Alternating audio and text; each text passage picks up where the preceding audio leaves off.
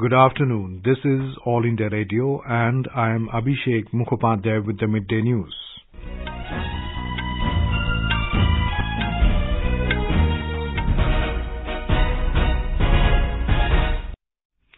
The headlines. Prime Minister Narendra Modi addresses public rallies and holds roadshow ahead of Karnataka Assembly elections. Congress releases its manifesto for Assembly elections. NCP President Sharad Pawar steps down from the party posts, decides not to contest elections in future. India and China expected to contribute nearly half of global growth this year, says IMF report. Yog Mahotsav to mark 50 days countdown to the International Day of Yoga begins in Jaipur.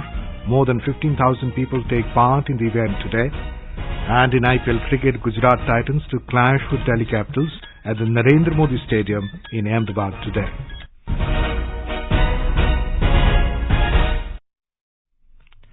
In Karnataka, political parties are holding several campaigns, rallies and roadshows for the assembly elections on the 10th of this month. Prime Minister Narendra Modi today addressed a public meeting at Chitradurg today on his second leg of the two-day election campaign for the BJP. Seeing the large crowd, he said, event reflected the decisions of the people of Karnataka, Bariya Sarkar, Bahumatada Sarkar. He said Congress can never compete with BJP's developmental works and his party is fighting this assembly election in Karnataka to make the state number one. Karnataka में highway, railway, airport के लिए सरकार ने budget में कई गुना वृद्धि की है। अकेले चित्रदुर्ग जिले में ही 3,500 करोड़ रुपए के नेशनल हाईवे प्रोजेक्ट पर काम चल रहा है। The Prime Minister said that Congress has a history of appeasing terror and terrorists, adding that Congress and JDS, which promotes terror, can never benefit the state. Saying Karnataka is a driving force of a developed India, Mr. Modi appealed to the voters to vote for a double-engine government.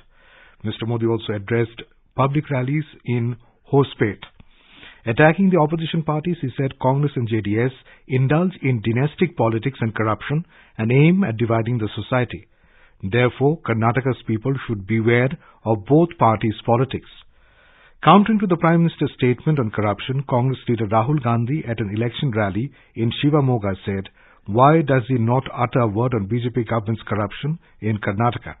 Congress General Secretary Priyanka Gandhi has addressed a public meeting at Mandya and will participate in 3 road shows at Chintamani, Hosakote and CV Raman Nagar. Meanwhile, Congress President Mallikarjun Kharge has released the party manifesto in Bangalore today. The manifesto, termed as Sarva Janangada Shantiya Thota, which in Kannada means peaceful garden for all communities.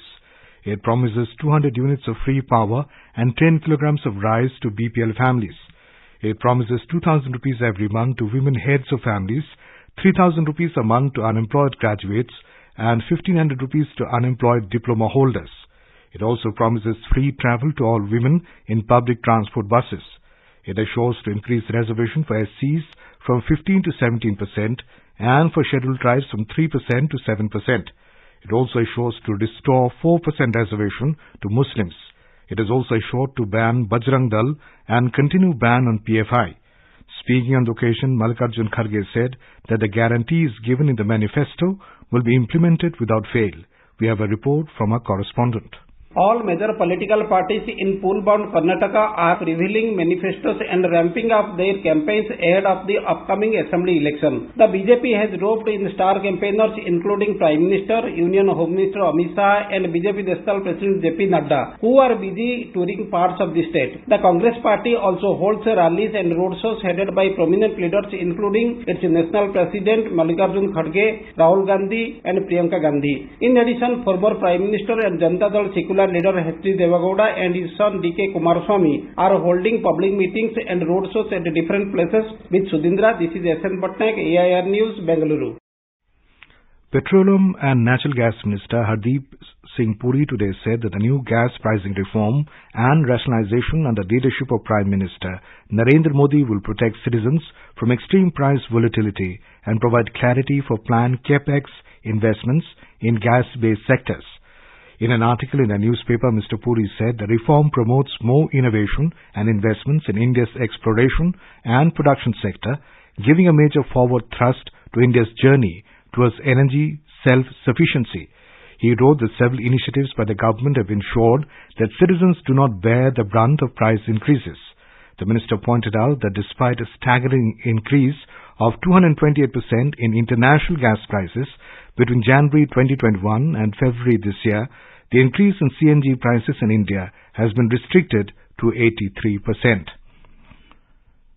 Nationalist Congress Party Chief Sharad Pawar today announced his resignation as party leader. He will not, however, resign from active politics. According to Mr. Pawar, a committee would be constituted to decide who will be assigned the job of party chief. He stated the senior members of the panel should include Supriya Sule, Ajit Pawar, Praful Patel, Jayant Patil, Anil Deshmukh, Rajesh Tope, Chhagan Bhujbal and others. Mr. Pawar said he also will not contest elections in the future.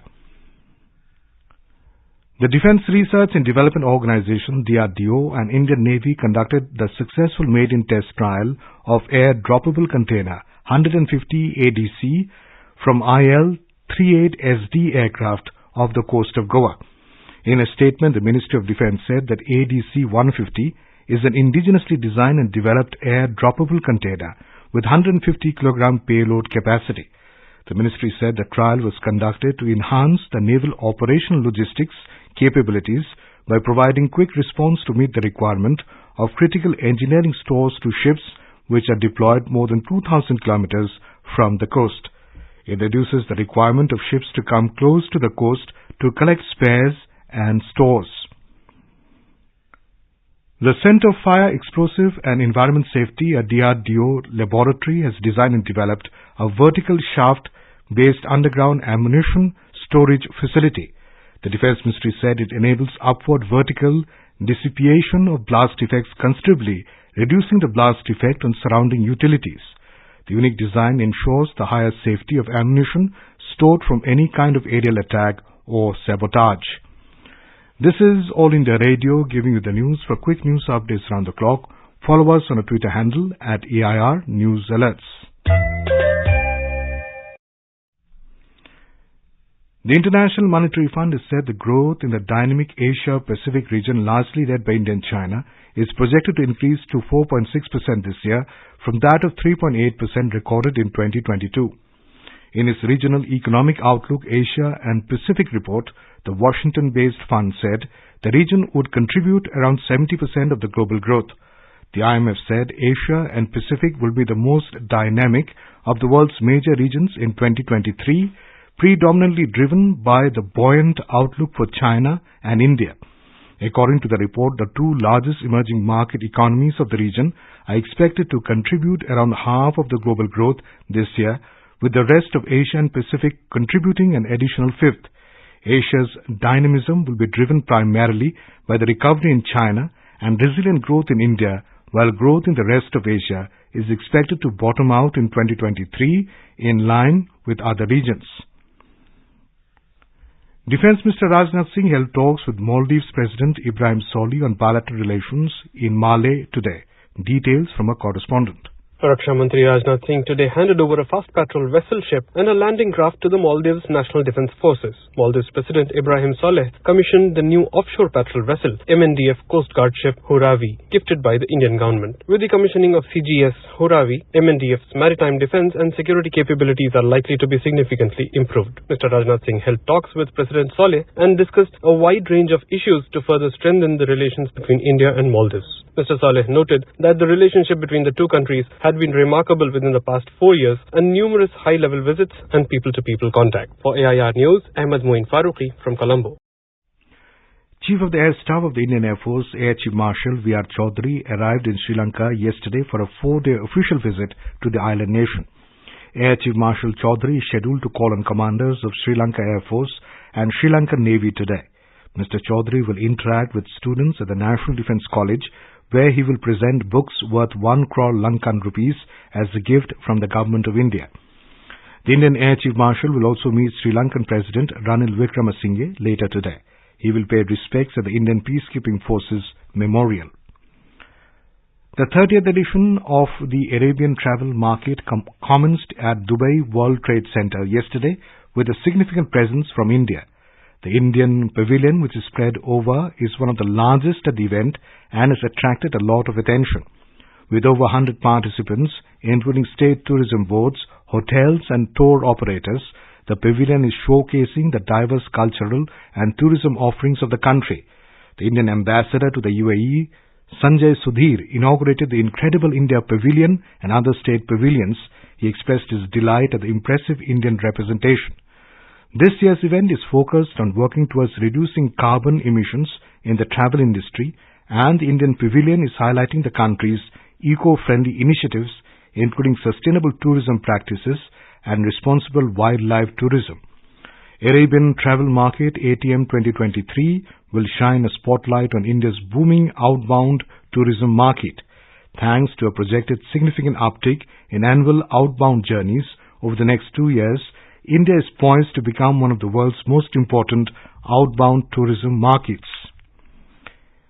In Rajasthan, an event to mark 50 days countdown to the International Day of Yoga began at the Sri Bhavani Niketan College in Jaipur this morning. The program was organized by the Morarji Desai National Institute of Yoga. Addressing the program, Governor Kalraj Mishra said that the basic foundation of Indian culture is yoga, which is the biggest medium of self-development. योग की हमारी भारतीय संस्कृति को हर घर आंगन पहुंचाने की मुहिम के साथ इसे जन जन की दैनिक दिनचर्या में सम्मिलित करने की दिशा में इस तरह का यह अभूतपूर्व कार्यक्रम आज यहाँ आयोजित किया गया है। योग और आयुर्वेद की हमारी संस्कृति ने जीवन को बचाया ही नहीं, बल्कि जनमन में सकारात्मकता बनाए रखने में भी महत्वपूर्ण भूमिका निभाई है। Union Ayush Minister Sarvanand Sonowal said that to make life successful, one should move forward with yoga. He said that the whole world is adopting yoga as a method of science. Mr. Sonowal said that this year's Yoga Day will also witness many firsts, foremost being the demonstration of common yoga protocol at Arctic and Antarctic region. Mr. Sonowal said that the ministries of Ayush, External Affairs, Ports, Shipping and Waterways, Defence are jointly exploring the possibility of organizing common yoga protocol demonstrations at important ports across the globe. अंतर्राष्ट्रीय योग दिवस हर साल हमारे परम आदरणीय प्रधानमंत्री जी के नेतृत्व में हम बड़ी निष्ठापूर्वक मनाते हैं। सिर्फ देश के अंदर नहीं, दुनिया में भी आज योग को जिस हिसाब से लोगों ने अपनाया है, ये बड़े हमारे लिए उत्साहजनक बात है।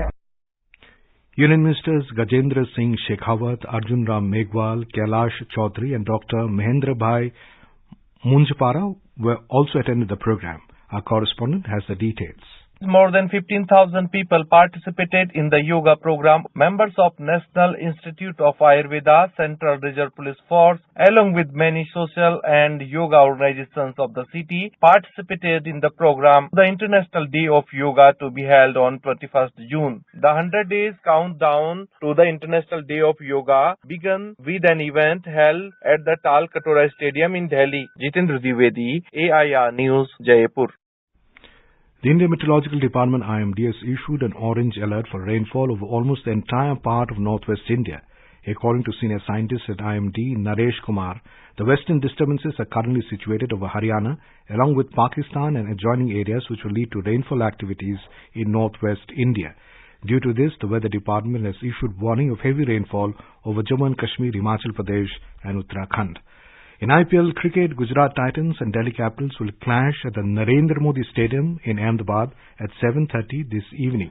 The two sides met earlier this season at the Arun Jaitley Stadium in New Delhi, where Gujarat Titans registered 6-wicket win over Delhi Capitals. And now, before we end the bulletin, the headlines once again. Prime Minister Narendra Modi addresses public rallies and holds a road show ahead of Karnataka Assembly elections. Congress releases its manifesto for Assembly elections. NCP President Sharad Pawar steps down from the party post, decides not to contest elections in future. India and China expected to contribute nearly half of the global growth this year, says IMF report. Yoga Mahotsav to mark 50 days countdown to the International Day of Yoga begins in Jaipur. More than 15,000 people take part in the event today. And in IPL cricket, Gujarat Titans to clash with Delhi Capitals at the Narendra Modi Stadium in Ahmedabad today. And with that, we end the Midday News.